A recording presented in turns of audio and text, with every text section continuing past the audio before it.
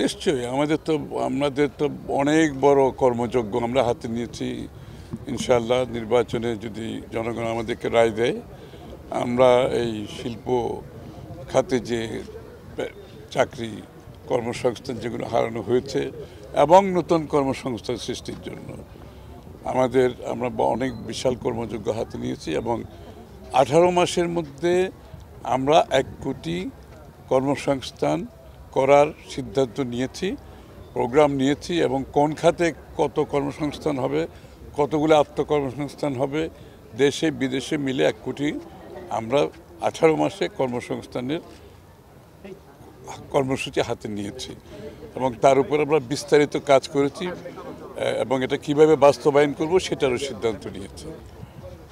Peer পদ্ধতি তো কেউ চাইতেই পারে, এটা তো তাদের অধিকার আছে, তাই না? কিন্তু সেটা তো এখানে সেটা বিএনপিও দেওয়ার কেউ না, কিন্তু অন্য কোনো দলেরও দেওয়ার কিছু নাই। কেউ যদি কিছু চায়, আমরা যেখানে ঐক্যমত হয়েছি তার বাইরে যদি কেউ কিছু চায় সেটা অধিকার আছে, কিন্তু সেটা করতে হলে তাদেরকে জনগণের কাছে যেতে হবে, আগামী নির্বাচনে জনগণের ম্যান্ডেট নিয়ে সেটা সংসদে নিয়ে আসতে হবে। তার বাইরে তো কিছু করার সুযোগ নাই যদি আমি গণতন্ত্রে বিশ্বাস করে থাকি। না হওয়ার কোনো সুযোগ নাই।